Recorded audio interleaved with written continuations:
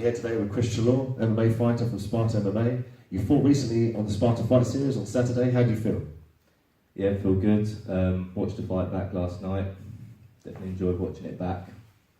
You had some quite nice grappling exchanges in the fight. You nearly pulled off a knee bar and had a very tight arm bar. Just give us a bit of insight there. How did you set that up, and what do you think the causes for him not to be finished in the fight? I think really it was the fact that the knee bar was on at the end of the round. Sort of didn't have that time to reposition myself. Sort of maybe panicked a little bit to try. I heard the clappers go, knew the end of the round was close. Feel if I had a bit more time, possibly I could have finished that. With regards to the arm bar, there was some talk after in the locker room that his arm actually could have potentially been broken. Did you feel it pop, or? I did feel a slight pop, yeah.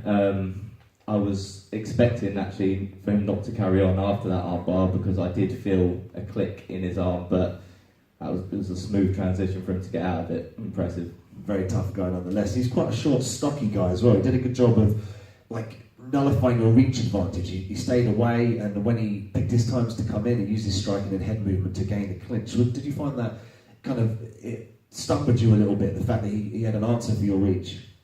Yeah, I feel like I didn't really get to show my striking, purely because I felt when I was filling him out in the first round, he was very aware of where I was and where he was, and I sort of froze in terms of my striking and was almost waiting for him to take me down. Also, he did a good job with taking you down and dominating from the top, but we noticed when you were fighting in commentary that you were almost baiting submission, so you were giving him a submission to work the escape. Is that a tactic that you used in the fight? Yeah, absolutely. I feel most comfortable on the ground, off my back. MMA, I know, not really ideal, but for me, I feel like I can control the upper body, keep close enough so those strikes aren't damaging enough, and bait submissions to transition to the other submissions. Also, coming into the second round, did you sense that you potentially were behind on the scorecards and you had to chase the KO or even the submission going into the third? Yeah, I knew I was down on points. I pretty much knew it, that he was up on every round, but I was going for that big finish. I knew if I was going to win this, it was going to be a submission. Yeah, and that's exciting to watch as well, knowing that somebody's coming from the depths, they're deep and down in the low to get through it. And that did precipitate through the fight, you could see that, So, what's next for you after this? What do you take away from this fight? I want to put a bit more back into my striking. I want to show off my striking a bit more because for the last 8 months, that's basically what I've been working on. I feel like with Alex being very aware of my movements, when I was working him out, I just froze, and I feel like I didn't get to show that on the night. So it's almost just kind of being more familiar with putting the striking together with the defence of somebody who wants to grapple you and maintaining that distance. Is that something that you're going to go back to Sparta MMA and Eastbourne and work on? Yeah, definitely. Feel like maybe putting some striking with a bit more striking with takedowns, so I'm a bit more used to those scenarios, and I can put that into my next fight. There was some talk of a new striking coach coming in to Sparta MMA, a Muay Thai coach. Have you heard anything about that? No, I haven't.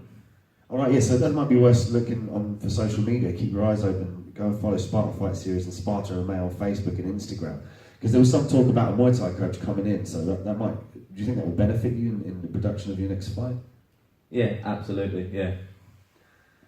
Also, what does fighting on such a prestigious event? It was the second event that we've had in Eastbourne, and it was so professional. Throughout the board, everyone said online and to myself and to Adam that it was professional. And I just wanted to know what it meant to you fighting on the night.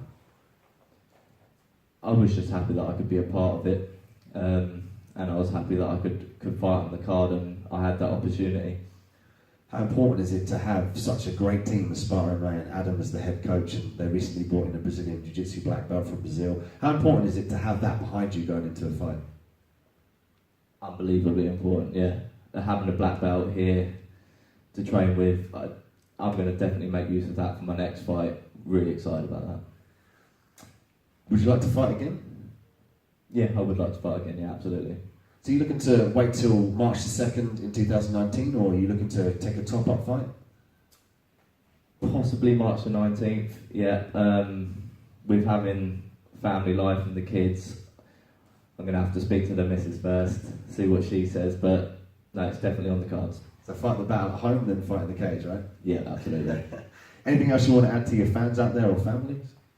Just thank you everybody for their support in the run up to the fight, and thanks Adam for putting on such a great night. Had an amazing time, loved every minute. Thank you, Chris. Thank you.